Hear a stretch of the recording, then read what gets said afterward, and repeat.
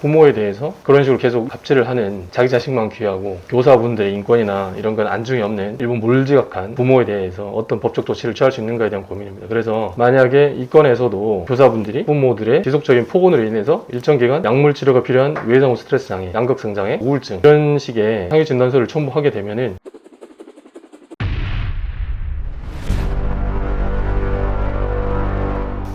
안녕하십니까. 오늘은 교사에 대한 부모들의 갑질, 보통 이제 직장 내 갑질이 이제 문제가 많이 되고 있는데, 최근에 또 2명의 동료를 잃었다. 전국 교사들 추모 열기 보조, 이런 제목의 기사가 떴는데, 그래서 주최 측 추산으로 20만 명의 교사분들이 모여가지고 서희초등학교 교사의 사실구제를 앞두고 운집했다. 아동복지법 등 교육 관련 법안을 개정하고 민원에 대한 학부모들 민원에 대한 대응책을 마련해달라고 촉구하고 있다. 이런 기사입니다. 자, 그래서 관련 내용은 이제 많이 들어보셨을 거고, 그래서 주장하는 바도 이렇게 쭉 있는데, 그래서 이제 교사분들 주장을 보면 올여름 교사 생존권을 이야기하며 모여 살려달라고 서로 살리자고 외쳤지만 또 2명의 동료를 잃었다고 울분을 토했다. 현재까지 서희초 교사를 포함해 서울에서 2명, 전북에서 1명의 초등학교 교사가 사망했다고, 또 최근엔 정년을 1년 앞둔 교사분이 또 돌아가셨다는 소식이 오늘은 전해진 것 같은데 안타깝습니다. 그리고 이제 핵심적인 게 수많은 선생님을 죽음으로 몰고 간 진상을 규명하고 악질적인 민원에 대한 강력한 대응을 요구한다 라는 겁니다. 그래서 제가 오늘 이제 말씀드리려고 하는 것도 또 다른 교사분이 뭐라 주장하냐면, 학교와 상담실에 대한 불신만 늘어놓고 아동학대처벌법을 악용해서 신고한다고 협박하는 학부모에게 자기 아이는 괜찮다고 해서 외면하는 것이 아동학대 아니냐고 대묻고 싶다.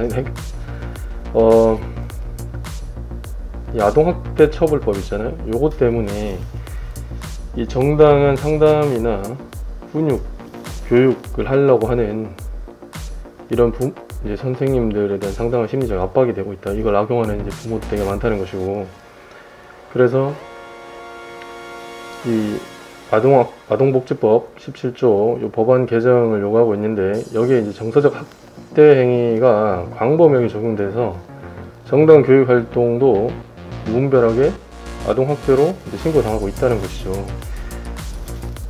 그래서 이제 아동복지법 위반 이렇게 해서 구성요건에 해당하고 아동학대에 해당한다 하더라도, 근데 이게 정당한 교육활동이다 라고 해서 정당행위로 위법성이 조각된다 이런 구조로 갈 수는 있지만, 제가 말씀드렸지만 위법성 조각 사유가 잘 인정이 안 된다. 그래서 흉악범들 같은 게 체포하는 과정에서도 업무로 인한 정당한 행위다 잘 인정이 안 돼서 그런 부분을 좀 전향적으로 인정해줘야 된다, 해야 된다 라고 하는 지침이 법무부에서 내려왔다.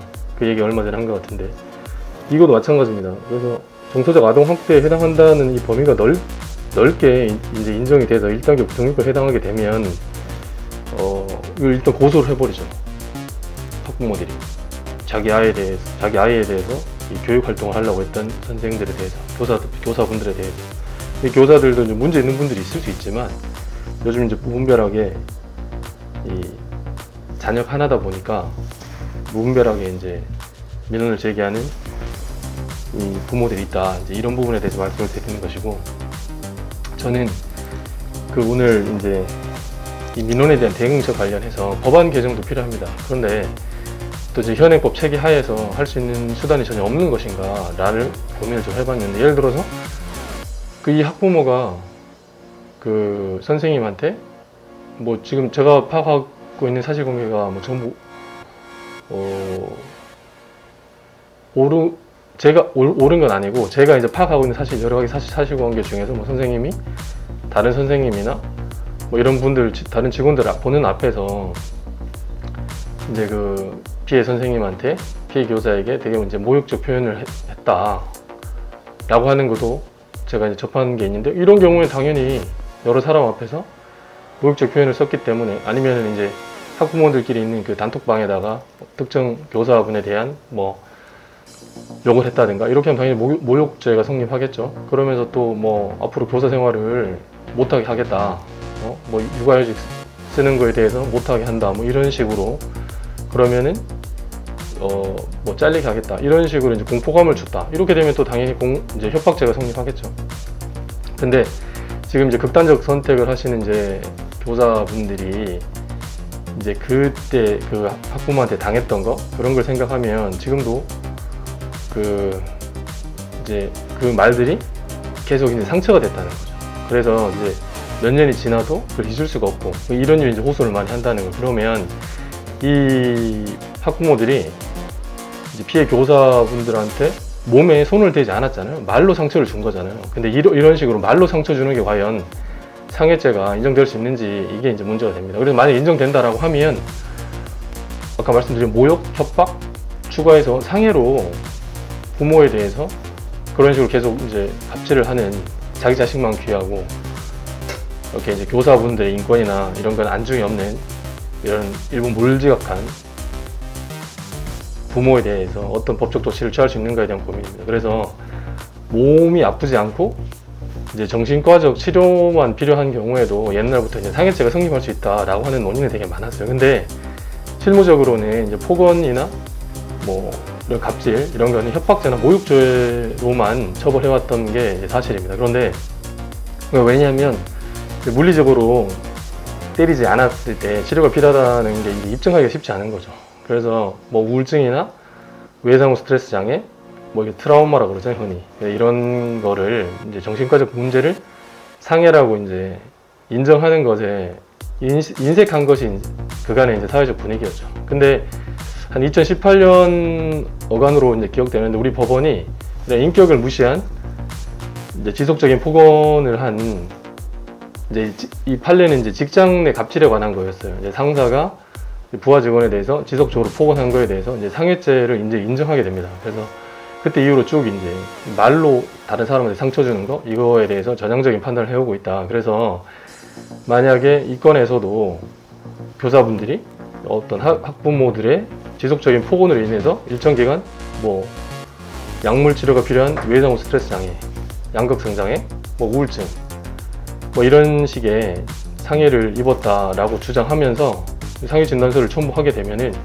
검찰과 법원은 이 학부모의 갑질에 대해서 모욕죄, 협박죄에 대해서 상해죄를 인정할 수가 있습니다. 그래서 지속적인 폭언 등 그 괴롭힘에 이제 노출이 돼서 비록 손으로 피해자의 그 몸, 육체를 때린 것은 아니지만 말로 피해자의 정신을 때린 것이고, 이로 인해서 피해자의 생리적 기능이 훼손된 것이기 때문에 상해죄로 충분히 처벌받을 수 있다 라고 하는 것이 제 생각입니다. 그래서 근데 이제 피해자가 주장하지 않으면 해봐야 뭐 시끄러지기만 하고, 그래서 이제 안 한다, 뭐 모욕, 협박, 상해 이런 걸 고소하지 않으면 검찰이나 법원이 애초에 판단할 수가 없는 거죠. 문제제기가 되지 않기 때문에. 물론 직권으로 인지해서 이렇게 할 수도 있지만, 대부분의 경우는 내가 이런 말로 상처를 받아서 이 사람 나한테 이제 그런 폭언, 욕설을 한 학부모에 대해서 상해죄로 처벌해 달라라고 이제 주장을 하셔야 비로소 검찰이나 법원은 판단을 하게 됩니다. 그래서 오늘은 이제 그 악성 민원, 이거 갑질에 대한 대책을 마련해 달라라고 하는 이제 집회의 이야기를 전하면서, 이제 그것이 개선되기까지 시간이 좀 걸리잖아요.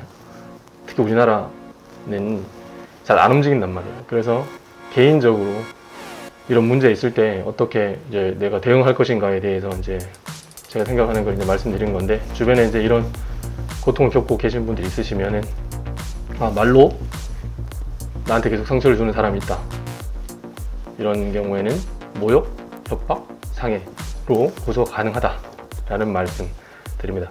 오늘도 다소 많이 잔뜩 우울한 이야기를 이제 하게 된 면이 있는데, 그럼에도 불구하고 오늘도 행복한 하루 되시기 바랍니다. 이상입니다. 감사합니다.